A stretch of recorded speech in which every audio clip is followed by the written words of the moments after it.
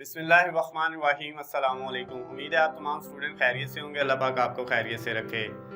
Students, आज की इस वीडियो में मैं आपके साथ शेयर करूंगा tips to study for exams.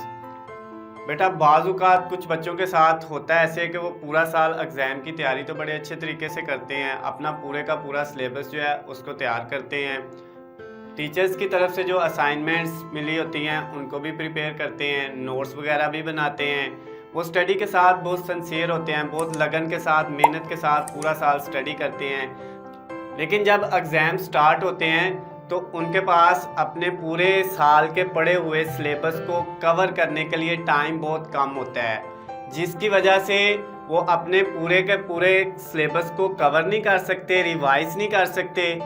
तो उनकी पूरे साल की गई मेहनत जो है वो या तो ज़ाया हो जाती है, या जो उन्होंने रिज़ल्ट सोचा होता है वो वाला रिज़ल्ट हासिल नहीं कर पाते। अगर स्टूडेंट वो रिज़ल्ट जो उन्होंने सोचा हुआ था कि वो एग्ज़ाम में अच्छे मार्क्स हासिल करेंगे, वो अच्छे मार्क्स हासिल करना चाहते हैं, तो उनको क्या करना पड़ेगा? एग्ज़ाम यानी कि पेपर से पहले एक दिन पहले अपना पूरे का पूरा जो सिलेबस है, जो उन्होंने पूरा साल पढ़ा हुआ है, उसको रिवाइज़ करना पड़ेगा, कवर करना पड़ेगा। जब तक वो सारे के सारे टॉपिक्स को कवर नहीं कर लेते, रिवाइज़ नहीं कर लेते, वो पेपर में अच्छे मार्क्स हासिल नहीं कर सकते। अगर वो स्टूडेंट्स जो हैं वो तमाम का तमाम सिलेबस कवर कर लेते हैं, उसको रिवाइज़ करके पेपर देते हैं, तो वो पेपर में बहुत अच्छे मार्क्स ले सकते हैं। लेकिन अगर वो ऐसा नहीं कर पाते तो जो उनका एक ख्वाब था पेपर में अच्छे मार्क्स लेना, वो ख्वाब ही रह जाता है, उसको हकीकत में नहीं बदल सकते। तो डियर स्टूडेंट्स, आज की इस वीडियो में मैं आपके लिए लेके आया हूँ 6 ऐसी टिप्स जिनको इस्तेमाल करके आप एग्ज़ाम में बहुत अच्छे मार्क्स हासिल कर सकते हैं। आप कम वक्त में, कम से कम वक्त में, यानी पेपर से एक दिन पहले अपना सारे का सारा सिलेबस जो है उसको क्या कर सकते हैं? कवर कर सकते हैं, उसको रिवाइज़ कर सकते हैं, और नेक्स्ट डे पेपर दे के आप एग्ज़ाम में अच्छे से अच्छे मार्क्स हासिल कर सकते हैं। स्टूडेंट्स, टिप्स को शेयर करने से पहले आप लोगों से रिक्वेस्ट है, अगर आप हमारे चैनल पे न्यू हैं तो चैनल को सब्सक्राइब कर लें, बेल आइकन के बटन को प्रेस कर लें, ताकि आपको हमारी आने वाली तमाम नई वीडियो अपडेट बआसानी मिल सके। तो स्टूडेंट्स, उन टिप्स को बारी बारी हम डिस्कस करते हैं। पहली टिप है हमारे पास, फाइंड अ क्वाइट प्लेस। आपने एक ऐसी जगह मुकर्रर कर लेनी है जो सिर्फ स्टडी के लिए हो, जहाँ पे आप अपने आप को कंफर्टेबल समझते हो, जहाँ पे किसी किस्म का शोर ना हो। बच्चे ज़्यादातर जो स्टूडेंट्स गलती करते हैं वो गलती ये करते हैं कि वो कभी किसी जगह पे बैठ के पढ़ रहे होते हैं, नेक्स्ट डे किसी जगह पे बैठ के पढ़ रहे होते हैं। देखिए, इंसान की फितरत ये है कि हमारा दिमाग जब किसी नई चीज़ को देखता है तो सारी की सारी दिमाग की कंसंट्रेशन, सारी की सारी दिमाग की जो तवज्जो है वो किस तरफ चली जाती है? जो वो नई चीज़ देख रहा है उसके मुतल्लिक सोचने की तरफ। हम उसके बारे में थिंक करते हैं कि ये क्या चीज़ है, उसके बारे में सोचते हैं। तो हमने क्या करना है? स्टडी के लिए एक मखसूस जगह बना लेनी है जहाँ पे हमने सिर्फ स्टडी करनी है। जब हम उस जगह पे जाके बैठेंगे तो हमारा दिमाग पहले से ही नेचुरल तौर पे जो है वो प्रिपेयर हो चुका होगा स्टडी के लिए। जैसे मैं आपको एक एग्जांपल देता हूँ कि हम स्कूल, कॉलेज या यूनिवर्सिटीज़ के जब क्लासरूम में एंटर होते हैं तो हमारा दिमाग स्टडी के लिए पहले से ही खुद को प्रिपेयर कर चुका होता है। हमारा माइंड जो है वो स्टडी के लिए पहले से ही प्रिपेयर हो चुका होता है। क्यों? क्योंकि उसको पता होता है ये कौन सी जगह है, ये स्टडी करने की जगह है। तो इसी तरह आपने भी क्या करना है? एक दूसरों से अलग जगह, जहाँ पे आपके पास सिर्फ स्टडी के रिलेटेड सारा डाटा हो, आपने जहाँ पे डेली आप स्टडी करते हैं, आपने वो जगह एक मखसूस कर लेनी है। आपने ये याद रखिएगा, किसी भी नई जगह पे जाके पढ़ना नहीं है, क्योंकि आप नई जगह पे जाके पढ़ेंगे तो उस नई जगह पे बहुत सी मुख्तलिफ चीज़ें होंगी, तो आपके माइंड की तवज्जो सिर्फ उन चीज़ों की तरफ होगी, ना कि स्टडी की तरफ होगी। तो आपका जो टाइम पहले ही बहुत कम होता है वो वेस्ट हो जाएगा। नंबर 2, हमारे पास जो सेकंड वाली है वो है bring all necessary belongings.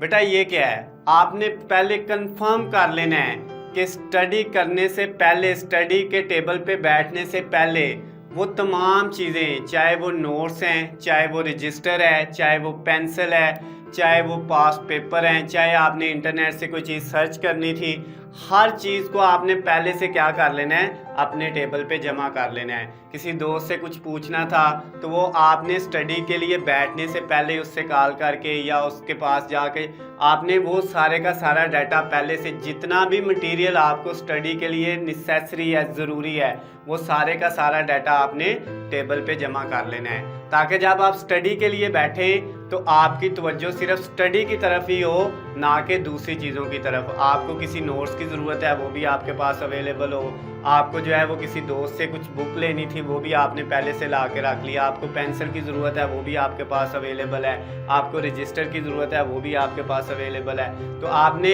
Number 2 करना ये है कि जितनी भी नेसेसरी चीज़ें हैं, जितना भी नेसेसरी मटेरियल है जिसकी हमें स्टडी के अंदर ज़रूरत पड़ेगी, वो सारे का सारा आपने क्या कर लेना है, अपने स्टडी वाले टेबल पे जो है वो जमा कर लेना है। उसके बाद थर्ड वाली जो टिप है हमारे पास वो है रिव्यू योर होल सिलेबस। फिर आपने क्या करना है, अपने सिलेबस को रिव्यू करना है। अक्सर बच्चे जो गलती करते हैं वो क्या गलती करते हैं कि वो पहले चैप्टर से पढ़ना स्टार्ट कर देते हैं। आपने ऐसा नहीं करना। आपने चैप्टर को क्या करना है, सारे के सारे चैप्टर्स को रिव्यू करना है। चैप्टर 1 2 3 4 5 6 7 8 सो ऑन, जितने भी आपके चैप्टर्स हैं। फिर आपने ये देखना है कि जो चैप्टर नंबर 1 है इसमें से कितने % पेपर आएगा, चैप्टर नंबर 2 में से कितने % पेपर आएगा, चैप्टर नंबर 3 में से कितने % आएगा, चैप्टर नंबर 4 में से कितने % आएगा, चैप्टर नंबर 5 में से, चैप्टर नंबर 6 में, 7 में। आपके पास जितना भी आपका टोटल सिलेबस है जो आपने पूरे साल में पढ़ा हुआ है, उस सारे को आपने क्या कर लेना है बेटा, उस सारे को आपने बेटा एक दफ़ा रिव्यू कर लेना है, ताकि आपको पता चल जाए कौन सा जो है टॉपिक इम्पोर्टेंट है, कौन सा टॉपिक जो है वो लेस इम्पोर्टेंट है, कौन सा टॉपिक इम्पोर्टेंट है ही नहीं, कौन से चैप्टर को ज़्यादा टाइम देना पड़ेगा, कौन से चैप्टर को कम टाइम देना पड़ेगा, किस चैप्टर को पढ़ने की ज़रूरत है, किस चैप्टर को पढ़ने की ज़रूरत नहीं है। उसके बाद बेटा आपने प्रायोरिटी सेट कर लेनी है कि कौन सा चैप्टर जो है वो मोस्ट इम्पोर्टेंट है। जैसे चैप्टर नंबर 1 हम कह देते हैं ये मोस्ट इम्पोर्टेंट है, चैप्टर नंबर 7 मोस्ट इम्पोर्टेंट है, चैप्टर नंबर 4 मोस्ट इम्पोर्टेंट है। बेटा एक बात याद रखिएगा, जब आप पेपर की प्रिपरेशन के लिए बैठे होते हैं तो उससे पहले आपने प्रायोरिटी सेट ज़रूर करनी है। आपने बेटा ये देख लेना है कि कौन सा चैप्टर ज़्यादा इम्पोर्टेंट है, किस चैप्टर में से पेपर ज़्यादा आने वाला है। आपका कोई भी पेपर हो, चाहे आप 9th में हैं, 10th में हैं, first year, second year university में हैं, या आप कोई एंट्री टेस्ट की तैयारी कर रहे हैं, मुकाबले का इम्तिहान, कोई भी आप एग्ज़ाम की तैयारी कर रहे हैं, बेटा आपका जो पूरा का पूरा सिलेबस होता है उस सिलेबस में से बेटा 30 से 40% जो सिलेबस होता है हमारा, 30 से 40% सिलेबस, उस सिलेबस में से बेटा आपका तकरीबन 70% जो है वो पेपर बनता है। यानी कुछ सिलेबस आपका ऐसा होता है जो मोस्ट इम्पोर्टेंट सिलेबस होता है। जैसे मैंने ये एग्जाम्पल के तौर पे कहा, चैप्टर नंबर 1, 7 और 4 जो है वो मोस्ट इम्पोर्टेंट है, ये 3 चैप्टर है। तो आपने बेटा क्या करना है, इनको सेट कर लेना है कि सबसे पहले हमने इन चैप्टर को जो है वो पढ़ना है। उसके बाद आपने ये देख लेना कौन कौन सा चैप्टर जो है वो बिल्कुल इम्पोर्टेंट नहीं है। जैसे चैप्टर नंबर 2 और चैप्टर नंबर 8 बिल्कुल इम्पोर्टेंट नहीं है, तो आपने क्या कर लिया, इन चैप्टर को भी अलहदा कर लिया। जब आपने इनकी प्रायोरिटी सेट कर लेनी है तो फिर आप थोड़े जो है वो टाइम में भी ज़्यादा से ज़्यादा पेपर को जो है बेटा प्रिपेयर कर सकते हैं। उसके बाद बेटा 4th वन आपने क्या करना है, मेक अ स्केड्यूल। आपने एक स्केड्यूल बना लेना है कि स्टडी कैसे करनी है, किस चैप्टर को। जब आपने बेटा इनको क्या कर लिया होगा, इनका होल सिलेबस को आपने रिव्यू कर लिया होगा, पूरे के पूरे सिलेबस को आपने एक दफ़ा जो है तरतीब लगा ली होगी, ये देख लिया होगा कौन सा जो है चैप्टर इंपॉर्टेंट है, कौन सा इंपॉर्टेंट नहीं है, तो फिर बेटा आपके लिए स्केड्यूल बनाना मुश्किल नहीं होगा। फिर आपने जब स्केड्यूल बनाना है तो बेटा आपने क्या करना है, आपने अपना टोटल टाइम लिखना है कि आपके पास टोटल टाइम कितना है। सपोज आपके पास टोटल टाइम जो है वो 10 घंटे हैं, 10 आवर्स।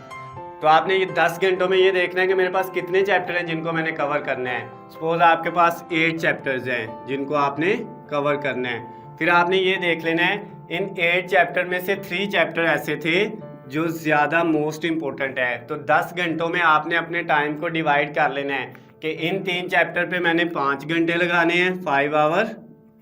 उसके बाद बाकी जो 5 घंटे हैं वो मैंने बाकी जो 5 चैप्टर हैं उनके ऊपर लगाने हैं। इस तरह बेटा जब आप उसका एक स्केड्यूल बना के उसको प्रिपेयर करेंगे तो आप पेपर में बहुत अच्छी जो है प्रिपरेशन से जाके बैठेंगे और पेपर में अच्छे मार्क्स हासिल कर सकते हैं। उसके बाद बेटा नेक्स्ट वन जो है 5th वाली टिप्स है, टेक स्टडी ब्रेक्स। अब बेटा आपने ये बात हमेशा याद रखनी है, मॉडर्न रिसर्च से बेटा ये साबित है कि जब आप स्टडी कर रहे होते हैं तो आपने लगातार 10 घंटे है तो 10 घंटे पढ़ते नहीं रहना। आप रूम में बैठे हो, स्टडी स्टार्ट कर दी, 10 घंटे तक आप पढ़ते रहे तो बेटा आप लायक नहीं हैं। ये रिसर्चेज हमें ये बताती हैं कि जब इंसान स्टडी के दौरान जो है वो जब ब्रेक्स लेता है, वक्फे लेता है, अपने दिमाग को रिफ़्रेश करता है, तो इंसानी दिमाग का 46% हिस्सा जो है उसकी कंसिड्रेशन बढ़ जाती है।